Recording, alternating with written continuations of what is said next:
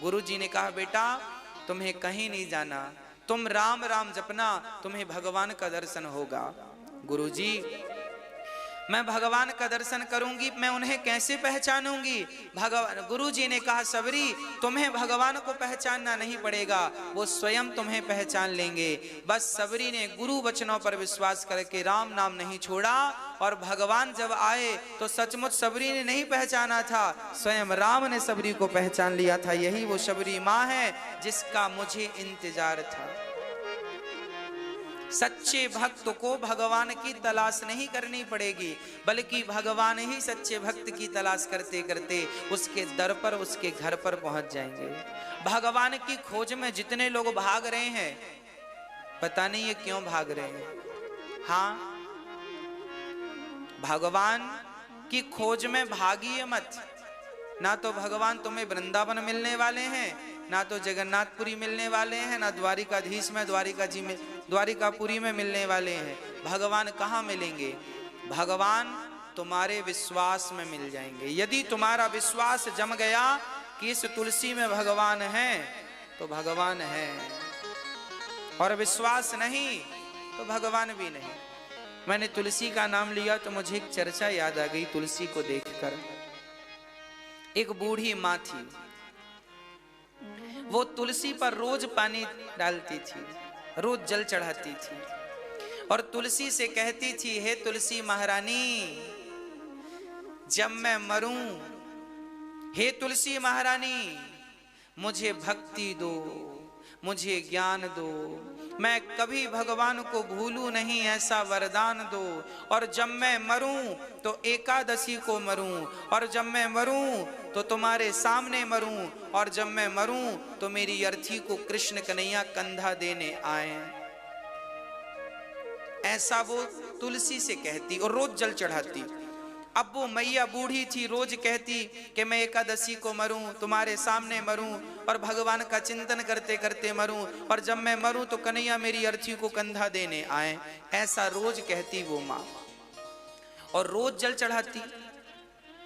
तुलसी धीरे धीरे सूखने लगी। जब तुलसी सूखने लगी तो भगवान नारायण ने तुलसी से कहा क्यों, तुम सूख क्यों रही हो? तुलसी ने कहा प्रभु मैं धर्म संकट में पड़ गई हूं। कौन सा धर्म संकट है? बोली वो माँ कहती है कि मैं एकादशी को मरूं। तुलसी बोली मैं उसका ये वरदान तो पूरा कर सकती हूँ, वो एकादशी को मरूंगी मैं तो ये कर सकती हूँ। मेरे सामने मरे ये भी मैं कर सकती हूँ कि वो मेरे सामने मरे, वो आपको कभी ना भूले मैं ये भी कर सकती हूँ। पर वो आखिरी बात जो कहती है कि मरूं तो कृष्ण ही मेरी अर्थी को कंधा दें। तुलसी बोली आप कंधा दें, मैं आपको आज्ञा कैसे दे सकती हूँ, इसलिए मैं चिंता में सूख रही हूँ कि मैं उसको एक वरदान आखिरी वाला कैसे पूरा करूंगी।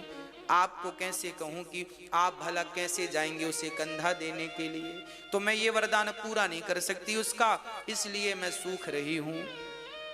भगवान ने कहा सूखो मत, अब की बार उसको कह देना कि तुम्हारे सारे वचन पूरे होंगे, सारे वरदान पूरे होंगे। अब तो तुलसी बड़ी प्रसन्न हो गई, सूख रही थी फिर से हरी भरी हो गई। अच्छा, ये भी एक शास्त्रोक्त विधि है। घर की तुलसी जब सूखने लगे, आपके घर में जब तुलसी अचानक से सूखने लगे तो समझ लेना कि घर में कुछ अनहोनी होने वाली है, घर में कुछ गलत होने वाला है। ये तुलसी पहले ही सूख जाती है, कुछ होने के एक संदेश देती है, देखो मैं सूख रही हूं। तो फिर क्या करें, उस अनहोनी को कैसे टालें? एक उपाय है। जब तुलसी सूखने लगे तो तुलसी से प्रार्थना कीजिए, भगवान से प्रार्थना कीजिए, हे नाथ यदि कोई संकट आने वाला है तो मैं नहीं जानता या मैं नहीं जानती, हे नाथ आप ही हमें बचाएं। और सदा भगवान से कहो हे नाथ मैं आपको कभी भूलूं नहीं, अपना भजन बढ़ा दो, अपनी भक्ति बढ़ा दो, और बड़े प्रेम से भगवान में समर्पण कर दो। हे प्रभु मैं आपका हूँ, मैं आपकी हूँ, मैं सिर्फ आपका हूँ, आपकी हूँ, मेरा कोई नहीं है आपके अतिरिक्त। हे नाथ, मैं आपके चरणों में समर्पण कर रही हूं, कर रहा हूं, समर्पण कर दो। फिर तुलसी सूख जाए तो दूसरा लगा लो, दूसरा वृक्ष लगा लो, दूसरा पौधा लगा लो। हाँ, प्रार्थना करो बचाने। जब इंद्र ने खूब पानी बरसाया ना ब्रजवासियों पर, खूब, जब इंद्र की पूजा भगवान ने बंद कराई तो पानी इंद्र ने गुस्से में बहुत बरसाया, मूसलाधार बारिश हुई 7 दिनों तक। तब ब्रजवासियों ने क्या किया? ब्रजवासी दौड़कर कृष्ण के पास गए, हे प्रभु देखो वो पानी में हम डूब जाएंगे। भगवान की शरण में गए तो भगवान ने गोवर्धन उठा करके ब्रजवासियों का संकट दूर किया कि नहीं? जब जब ब्रजवासियों पर कोई संकट आया है, दूर किसने किया? श्याम सुंदर ने। क्यों? क्योंकि उन्होंने पुकारा। जब जब द्रौपदी पर संकट आया, उसने भगवान को पुकारा। इसलिए हम कहते हैं जीवन में जब भी कोई संकट आपको महसूस हो, तुरंत भागकर भगवान के शरण में आ जाना। और मैं तो कहता हूं कि भगवान के ही बन जाओ सदा के लिए। हाँ, भगवान से कहो अपना सारा सुख दुख सब कुछ, फिर देखो जीवन में आनंद कितना होगा। अब तुलसी ने बूढ़ी माँ से सपने में कह दिया कि अब तूने जल चढ़ाया है, अब तेरा सारा काम बनेगा। तू एकादशी को मरेगी, तेरे मेरे सामने मृत्यु होगी, तेरे अंतिम समय भगवान का नाम जिह्वा पर रहेगा, और जब तू मरेगी तो तेरे अर्थी को कन्हैया भगवान कंधा देंगे। अब वो बूढ़ी माँ जब सपने में ये सुनी तो सपने में सुनी और बड़े प्रेम से सवेरे तुलसी को जल चढ़ा रही थी, भगवान का नाम जप रही थी। तुलसी को जल चढ़ाते चढ़ाते उसके प्राण निकल गए, समय पूरा हो गया, मर गई। गांव के लोग इकट्ठे हो गए, चलो मर गई है तो क्रियाकर्म कर दें। तो उसे उठाने लगे।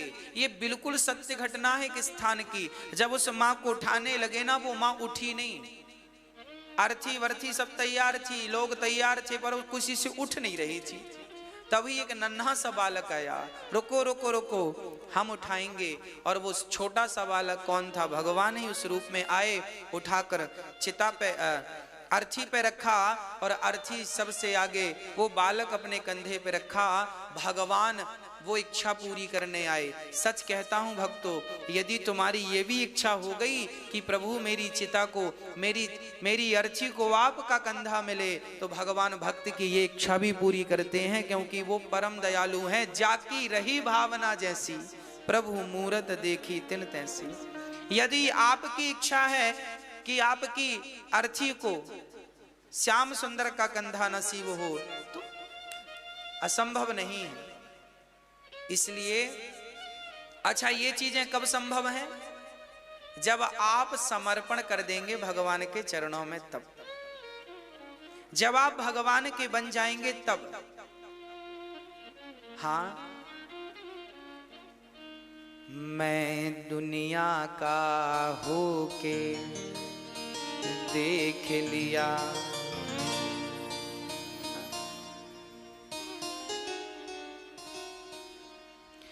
एक तेरा होना,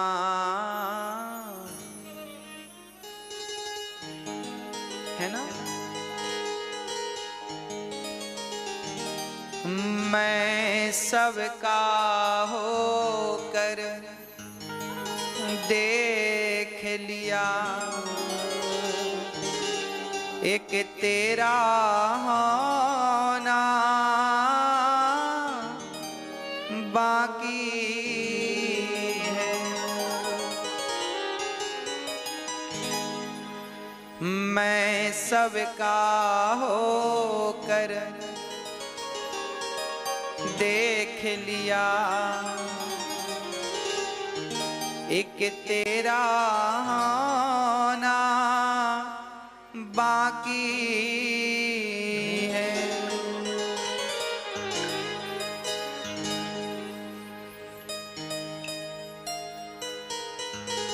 मैंने सब कुछ खो कर देख लिया,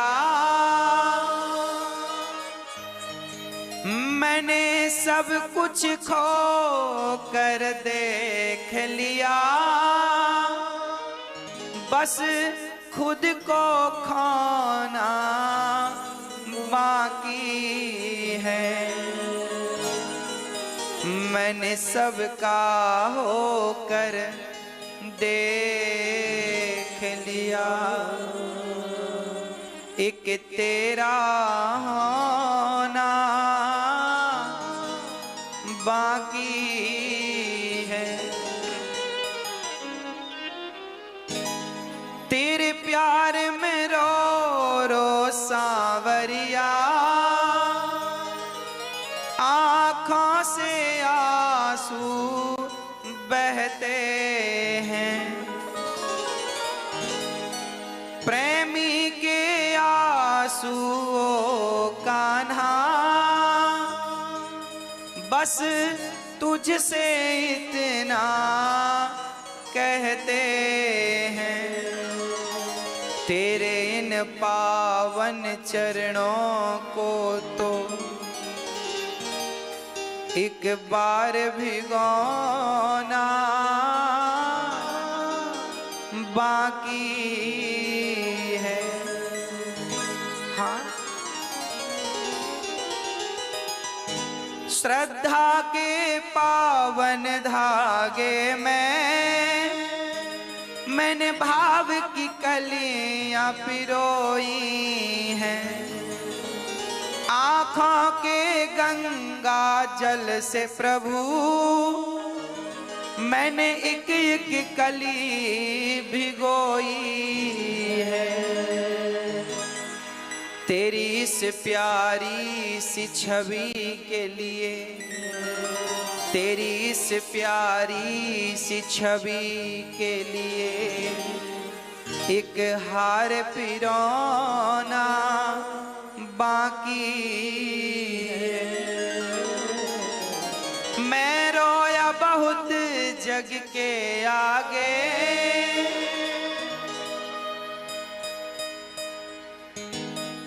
अब रोया मैं बहुत रोकर दुनिया वालों के लिए, बहुत होकर दुनिया वालों का देख लिया। अब बहुत हुआ मैंने देख लिया, दुनिया के आगे रो रो कर। अब बहुत हुआ मैंने देख लिया, दुनिया के आगे रो रो कर। रोया मैं बहुत जग के आगे, रोया मैं बहुत जग के आगे। तेरे आगे रोना बाकी है। ये रंग बिरंगी दुनिया है, यहाँ रंग बिरंगे सपने हैं।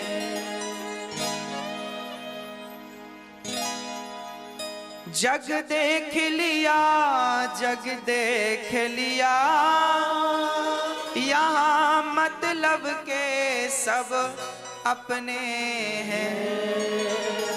महलों में बैठ के रोया मैं, महलों में बैठ के रोया मैं। मंदिर का कोना बाकी है। रोया मैं बहुत जग के आगे, तेरे आगे रोना बाकी है।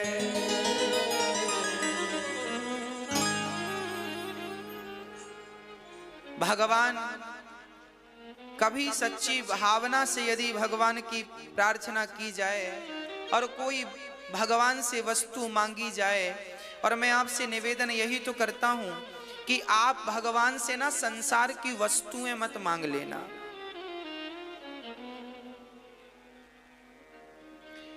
आप भगवान से वस्तुएं ना मांग लेना। कभी मांगना हो तो भगवान से यही मांगना कि हे नाथ, जब मैं मरूं तो मेरे को कंधा देने आ पाना, जब मैं मरूं तो मेरे मुख में आपका नाम हो, इतना तो करना स्वामी जब प्राण तन से निकले, गोविंद नाम लेकर मेरे प्राण तन से निकले। आना जरूर आना, नहीं श्याम भूल जाना, मुरली मधुर बजाना जब प्राण तन से निकले। पीतांबरी कसी हो, होठों पे कुछ हंसी हो, छवि मन में ये बसी हो जब प्राण तन से निकले। जब भगवान को कोई भक्त पुकारता है निस्वार्थ, सुनते जरूर हैं। हाँ, पता नहीं उनकी, कई लोग हमसे शिकायत करते हैं गुरुजी भगवान तो हमारी सुनते ही नहीं, भगवान तो हमारी सुनते ही नहीं, भगवान तो हमारी सुनते ही नहीं। अच्छा एक बात बताओ, कोई भिखारी आपसे कहे कि हमें 100 रुपए दे दो, तो क्या आप भिखारी को 100 रुपए दे दोगे? हाँ या ना? नहीं दोगे। क्यों दे दें? हाँ हाँ 10 रुपए ले ले बस, 100 रुपए नहीं देंगे आप। क्यों नहीं देंगे?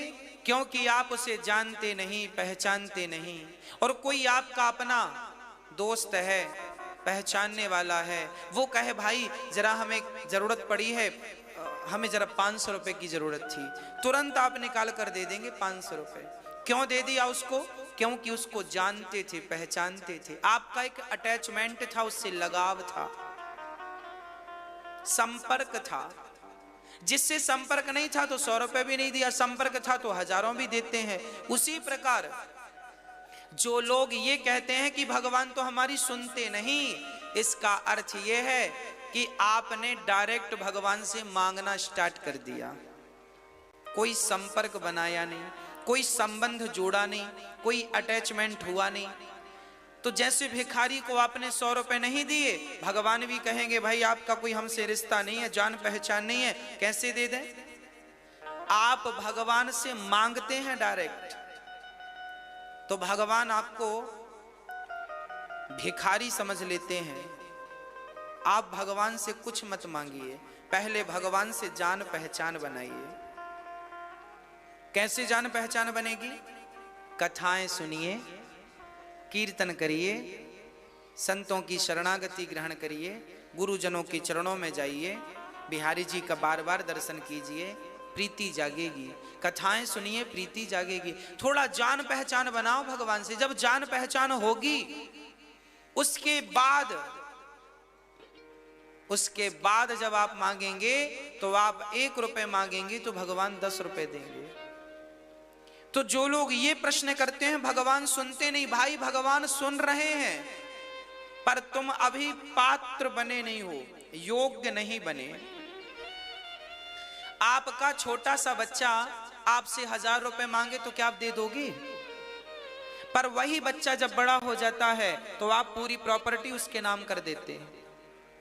जब वो योग्य नहीं था तो आपने 100 रुपए भी नहीं दिया, और जब वो योग्य बन गया तो आपने पूरी प्रॉपर्टी उसको दे दी। बस भक्तों, जो योग्य नहीं है भगवान नहीं देते, जो योग्य हैं भगवान उन्हें छप्पर फाड़ कर दे देते हैं। तो भगवान के योग्य बनिए। और योग्यता कैसे आएगी? भक्ति करने से, कीर्तन करने से, भगवान से निरंतर प्रेम करिए। निरंतर तन को नहीं मन को सजाना है। तन को धोया मगर मन को धोया नहीं, बाद गंगा नहाने से क्या फायदा। भगवान ने साफ साफ स्पष्ट अक्षरों में कह दिया कि निर्मल मन जन सो मोहि पावा, मोहि कपट छल छिद्र न भावा। मुझे छल नहीं पसंद, कपट नहीं पसंद, बस निर्मलता चाहिए मुझे, केवल निर्मलता। और आप सब कुछ करते हैं, बस निर्मल मन नहीं कर पाते, इसलिए भगवान नहीं मिल पाते। नहीं तो इस कलयुग में भगवान का मिलना दुर्लभ नहीं है। हाँ, इस दुनिया में भगवान का मिलना दुर्लभ नहीं है। और आप कहें तो बहुत जल्दी आप इस योग्य बन जाएंगे कि आपको भगवान की अनुभूति होने लगे। आप कथाओं को सुनना स्टार्ट कीजिए। मैं विश्वास दिलाता हूं कि ईश्वर